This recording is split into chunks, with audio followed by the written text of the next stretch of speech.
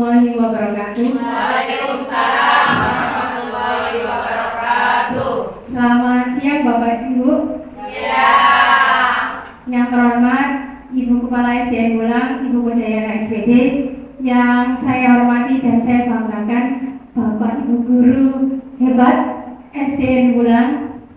Pertama-tama marilah kita panjatkan puji syukur atas kehadirat Allah Subhanahu wa taala yang mana pada siang hari ini kita bisa berkumpul dalam keadaan sehat walafiat. Salawat serta salam semoga senantiasa tercurahkan kepada junjungan kita Nabi besar Muhammad Sallallahu Alaihi Wasallam yang telah menjadi suri tauladan yang baik untuk kita semua.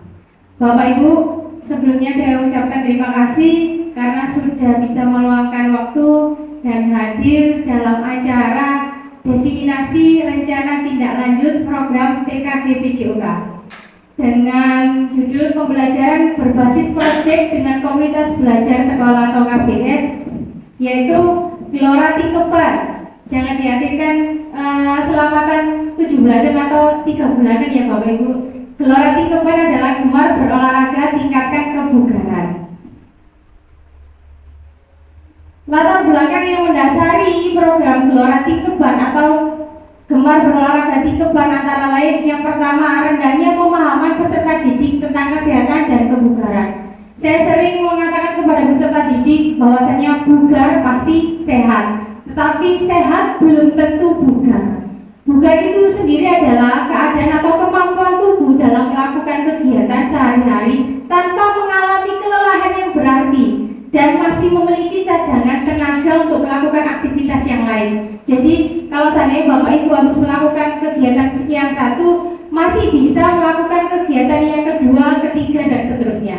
Lain lagi dengan sehat. Kalau sehat itu adalah keadaan atau kemampuan tubuh dalam melakukan kegiatan atau aktivitas sehari-hari, tetapi tidak memiliki cadangan tenaga.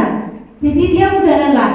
Ya, jadi kalau seandainya saya melakukan kegiatan satu, saya belum bisa atau belum mampu melakukan kegiatan yang kedua, ketiga, dan seterusnya. Jadi lebih baik mana Bu? Bugar, pasti bugar ya. Yang kedua adalah kurangnya pemahaman peserta didik tentang komponen yang mendukung kebugaran jasmani. Kebugaran jasmani tadi kita sudah berbicara tentang kebugaran jasmani. Orang bugar pasti sehat, tetapi orang sehat belum tentu bugar. Bugar, kalau cara menjaga kebugaran itu seperti contoh, kalau kita pasti berolahraga yang secara teratur ya, kemudian makan dan minum yang bergizi, kemudian kelola stres, kemudian tidur yang cukup. Kalau usia 6 sampai 13 tahun biasanya itu durasi tidurnya itu biasanya 9 sampai 11 jam per hari. Tapi kalau di usia kita umur 26 sampai 64 tahun itu biasanya 7 sampai 9 jam. Bahkan kalau di usia kita karena terlalu sibuk atau terlalu banyak kegiatan biasanya bisa berapa jam saja Bu? 3 jam. Ya, mungkin seperti itu. Karena terlalu sibuk akhirnya durasi tidurnya berkurang. Kemudian manfaat menjaga kebugaran. Tadi kita sudah berbicara tentang kebugaran. Manfaatnya harus kita tahu bahwasanya manfaat menjaga kebugaran yang pertama adalah meminimalisir resiko penyakit. Ya, yang kedua menjaga kesehatan tulang. Kalau semakin tua, kepadatan tulang itu akan semakin berkurang, Bapak Ibu. Ya, jadi usahakan kita berolahraga agar kepadatan tulang itu bisa tetap terjaga. Bu, kalau seandainya minum susu Anlin bisa jadi. Oke, kemudian yang ketiga mengontrol kadar gula darah. Pada saat berolahraga, sel tubuh itu akan mengambil beberapa kadar gula darah sebagai sumber energi. Ya, berarti kita juga butuh gula iya. Oke, yang keempat mencegah stres dan depresi. Survei membuktikan bahwa orang yang suka berolahraga itu biasanya awet muda, betul nggak? Iya nggak Bapak Ibu? Ya. Kemudian rutin berolahraga dapat membantu melepaskan hormon serotonin dan endorfin yang akan mengurangi depresi dan membuat emosi lebih stabil. Jadi kalau seandainya jenengan stres atau lagi bete kayak gitu, ya silakan berolahraga. Selain murah, ya tidak mengeluarkan biaya, dan manfaatnya juga banyak. Kemudian menjaga berat badan yang ideal. Oke, kita semua pasti menginginkan berat badan yang ideal kan? Ya, berat badan ideal itu bisa dicapai dengan berolahraga. Karena apa? Berolahraga atau aktivitas fisik itu bisa membakar kalori sehingga berat badan itu dapat tetap stabil. Jadi sempatkan berolahraga ya Bapak Ibu. Istilahnya gini, luangkan waktu untuk berolahraga. Jangan cari waktu luang untuk berolahraga. Betul nggak Bapak Ibu? Ya, luangkan waktu untuk berolahraga. Jangan cari waktu luang untuk berolahraga. Kalau cari waktu luang karena terlalu banyak kegiatan, akhirnya nggak luang-luang, akhirnya nggak berolahraga. Paling tidak kalau seumuran kita, paling tidak jogging atau jalanlah minimal 30 menit seperti itu. Kemudian komponen yang mendukung kebugaran jasmani itu ada beberapa, ada 10. Yang pertama adalah koordinasi, yang kedua adalah kelincahan, kemudian daya tahan tubuh, kekuatan otot, daya ledak, kecepatan reaksi, kelenturan, keseimbangan, dan komposisi tubuh. Itu adalah komponen kebugaran jasmani, dan nanti akan berpengaruh pada cara membuat program kebugaran. Kemudian yang ketiga, yang mendasari program Gelora Tikeban antara lain, yang ketiga adalah kurangnya pemahaman peserta didik tentang cara menghitung IMT. IMT itu apa? IMT itu adalah indeks massa tubuh. Indeks massa tubuh itu alat ukur sederhana untuk memantau status gizi seseorang, khususnya bagi mereka yang memiliki kelebihan atau kekurangan berat badan. Caranya bagaimana? Caranya itu ada rumusnya. IMT sama dengan berat badan dibagi tinggi badan kuadrat. Jadi nanti kalau sudah ketemu, nanti kita bisa mengkategorikan atau mengklarifikasikan. Ya, kalau menurut WHO itu segini, kalau menurut Kemenkes RI itu segini. Nanti bisa dikategori gemuk atau kurus atau normal. Nanti Bapak Ibu kalau seandainya pengen tahu bisa googling. Itu ada IMT. Kemudian yang keempat adalah kurangnya pemahaman peserta didik dalam membuat program latihan kebugaran. Selama ini memang saya pahami anak-anak itu belum pernah membuat program latihan baik secara mandiri maupun berkelompok. Ya, proyeknya di sini anak-anak itu diharapkan bisa membuat program kebugaran jasmani secara mandiri dan dilaksanakan di sekolah bahkan di rumah juga.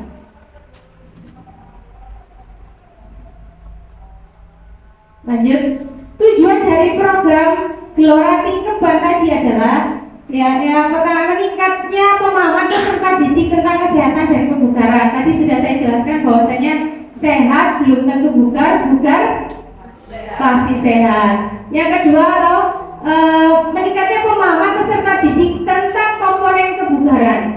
Dan yang ketiga, meningkatnya pemahaman peserta didik tentang cara menghitung IMT atau indeks massa tubuh. Yang keempat adalah meningkatnya pemahaman peserta didik tentang cara membuat program latihan kebugaran. Dari keempat ini diharapkan nanti anak-anak bisa kebugarannya bisa meningkat dan bisa meningkatkan motivasi belajar. Lanjut. Oke, capaian langkah-langkah dan hasil yang diharapkan untuk tiap tujuan. Capaian dan tujuan. Yang pertama, peserta didik mampu memahami dan menerapkan hidup sehat dan bugar.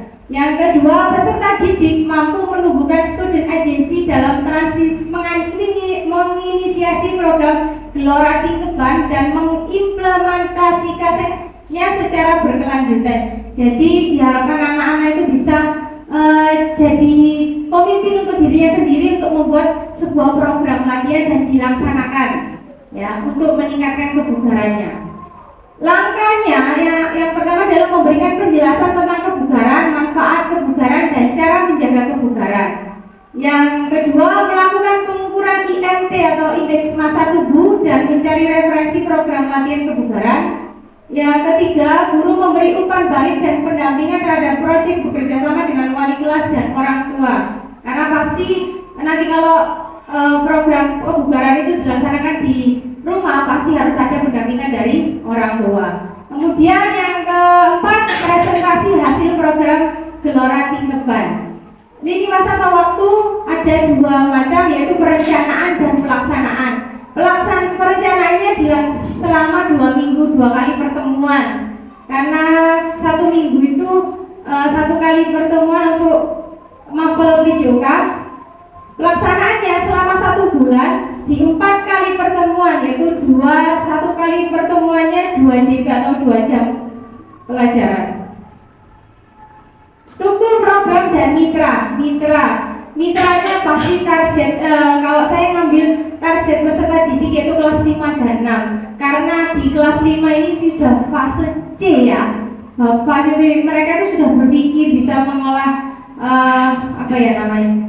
mengolah kemampuan berpikirnya untuk dapat berkembang ya. Kemudian mitra utamanya adalah wali kelas 5 dan 6, tenaga kependidikan dan di sekolah dan wali murid. Di tahap perencanaan, yang pertama adalah koordinasi dengan kepala sekolah dan rekan sejawat tentang program Gelora Tingkeban. Yang kedua, berdiskusi dengan kepala sekolah, rekan sejawat dan peserta didik untuk mengidentifikasi aset yang bisa dioptimalkan untuk mendukung program. Dan yang ketiga, melakukan curah pendapat dengan guru dan peserta didik untuk menyusun program, mulai dari bentuk kegiatan, jadwal kegiatan, dan siapa saja yang terlibat. Kemudian struktur program terkait pelaksanaan program dilaksanakan pada hari Sabtu, karena kalau hari Sabtu itu kan waktunya P5 ya Bapak Ibu. Jadi mungkin kalau pembelajaran olahraga jadi kelas 1 sampai kelas 6 kan kayak hari Jumat, Senin sampai Jumat kan penuh. Jadi kalau logganya itu mungkin hari Sabtu. Durasinya sekitar 70 menit. Kemudian peserta didik mencari referensi tentang program latihan kebugaran dan menghitung IMT secara mandiri. Diharapkan anak-anak itu bisa menghitung indeks massa tubuhnya secara mandiri. Jadi nanti kalau mereka sudah bisa menghitung indeks massa tubuhnya, diharapkan mereka bisa saya ini kategori apa ya? Kategori kurus kah? Gemuk kah? Atau saya normal kah? Langsing? Nah, oke. Yang kemudian guru mendampingi peserta didik berkegiatan selama proyek di sekolah dan orang tua mendampingi selama di rumah melaksanakan program latihan secara mandiri. Yang selanjutnya, peserta didik mempresentasikan hasil program Gelora Tingkeban di akhir program kegiatan. Kemudian kapasitas yang dimiliki atau aset. Yang pertama adalah aset manusia atau modal manusia. Itu ada kepala sekolah, guru dan tenaga kependidikan, peserta didik dan wali murid. Aset fisik itu yang berhubungan dengan halaman sekolah, alat-alat olahraga, ruang kelas bisa juga, ya itu modal fisik. Yang ketiga adalah aset lingkungan, karena nanti bisa dilaksanakan di sekolah dan di rumah. Jadi kita butuh aset yang namanya aset lingkungan, yaitu lingkungan sekitar rumah. Rencana evaluasi.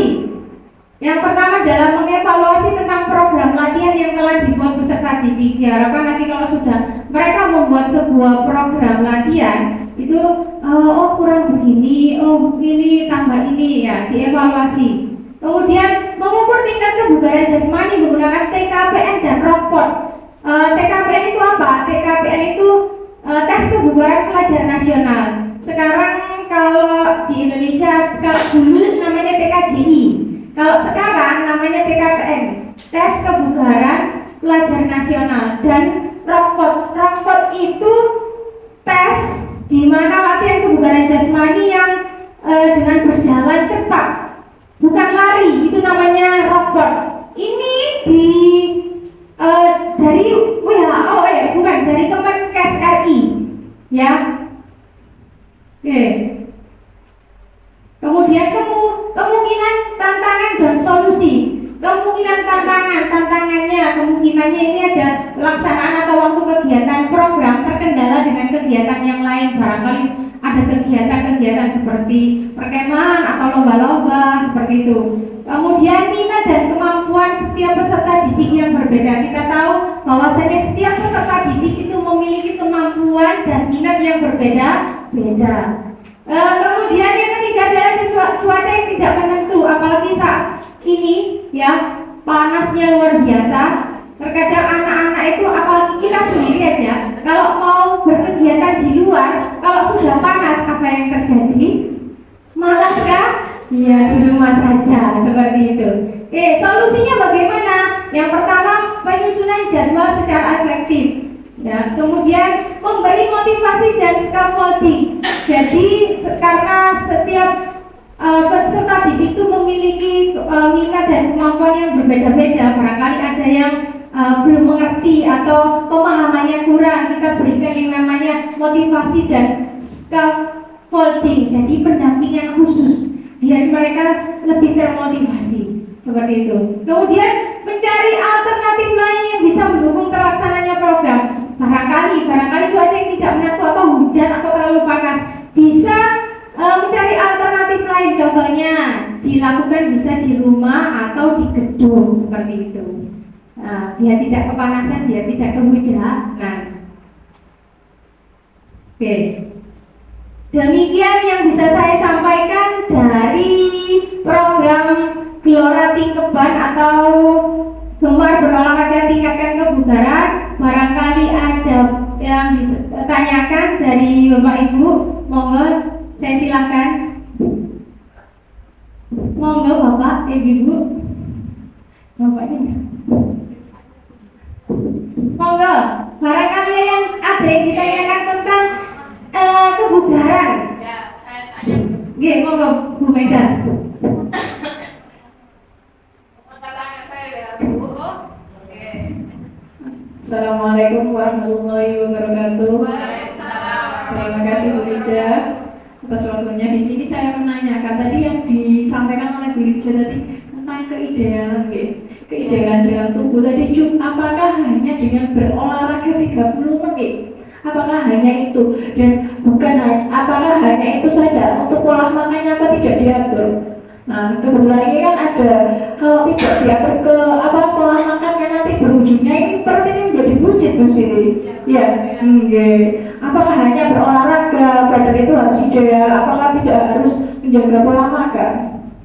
Terima kasih, itu saja Bu Siti. Terima kasih Bu Mega. Ya, betul sekali. Ada yang mempengaruhi komponen kebugaran itu banyak Bu. Satu, gaya hidup pasti ya. Kalau kita suka berolahraga atau makan makanan yang bergizi, itu pasti akan menentukan idealnya enggak berat badan kita. Kemudian selain gaya hidup, nutrisi yang seimbang, lingkungan dan faktor genetik itu pasti. Ya, kalau saya sering pola makan. Kalau pola makan kita tidak teratur, apa yang terjadi? Tanpa diimbangi olahraga, apa yang terjadi? Pasti berat badan kita akan naik. Dan iya, betul sekali itu pasti. Kalau sudah berat badan kita naik, pokoknya antara tinggi badan dan berat badan tidak seimbang, akhirnya apa yang terjadi? Yaitu tadi penyakit mudah muncul, menyerang.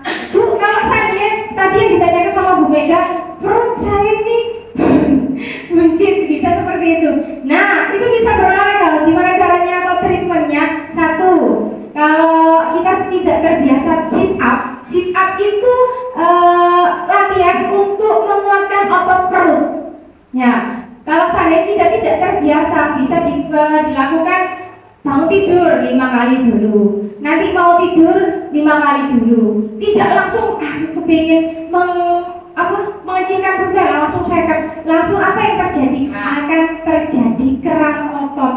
Perutnya itu akan keram. Aduh, basuh ambok Anda. Itu seperti itu. Ya. Ya, pokoknya gaya hidup, kemudian nutrisi, terus habis itu ya pokoknya hidup sehat lah. Gimana caranya kita melakukan hidup yang sehat? Ada lagi seperti itu Bu Mega? Cukup? Berarti harus ideal ya, maksudnya seimbang. Iya, antara berat badan dan tinggi badan itu harus ideal. Ya, maksudnya menjaga selain apa? Nanti olahraga dan juga menjaga pola makan. Iya, betul sekali. Tadi sudah saya paparkan tadi bahwasannya kalau ada beberapa faktor penentu untuk menjaga atau cara menjaga kebugaran. Yang pertama kan olahraga teratur pasti. Yang kedua, makan makanan yang bergizi, ya. Kemudian perbanyak minum air putih. Kemudian kelola tidur dengan baik. Kalau kita kurang tidur apa yang terjadi, Bapak, Ibu? Nah, lemes, ngantuk, tidak bertenaga, loyo. Kemudian kita harus bisa mengelola stres. Karena kalau sudah stres, nggak bisa tidur, apa yang terjadi? Darah tinggi bisa. Ya. Jangan sampai itu terjadi. Sudah jelas, Bu Yana? Sudah jelas, Bija. Terima kasih. Sama-sama. Ada lagi pertanyaannya? Barangkali ada yang ditanyakan? Oh ya, Bu Yana, monggo. Terima kasih atas waktu yang diberikan, Bu Rija. Bu Rija, saya mau tanya tentang anak-anak nanti, ini proyeknya apa? Jadi melakukan kegiatan apa untuk mengukur kebugaran siswa itu? Terima kasih. Contoh kegiatannya. Ya, terima kasih Bu Yana. Proyeknya itu anak-anak membuat sebuah program latihan kebugaran, Bu. Program latihan. Ya, contohnya kalau dari komponen kebugaran tadi, Bu, ya, contoh. Kalau mereka ingin melatih daya tahan tubuh, caranya bagaimana? Lari jarak jauh, lari jarak sedang, seperti itu, atau jogging. Bisa seperti itu. Kalau seandainya anak-anak itu ingin melatih otot perut, bisa dengan yang namanya sit up atau latihan plank. Plank jenengan tahu nggak, Bapak Ibu? Plank. Kalau nggak tahu saya contohkan atau gimana? Nggak usah kan? Ya. Kalau seandainya anak-anak itu kepingin membuat program latihan tentang kecepatan reaksi, gimana caranya? Nah, kecepatan reaksi itu bisa kalau di TKPN itu bisa yang namanya sprint. Nah, sprint itu bisa. Kecepatan reaksi ada apa namanya? Ada obat-obat langsung lari seperti itu. Bisa seperti itu. Nah, kalau seandainya, tapi rata-rata anak-anak kalau membuat program latihan yang pertama adalah yang sering dilakukan adalah daya tahan. Karena daya tahan itu faktor penentu mungkin ya, Bu. Semakin daya tahan kita tuh meningkat, akan semakin bugar, semakin sehat. Betul. Caranya ya tadi jogging, berenang juga bisa. Renang, jogging, seperti itu.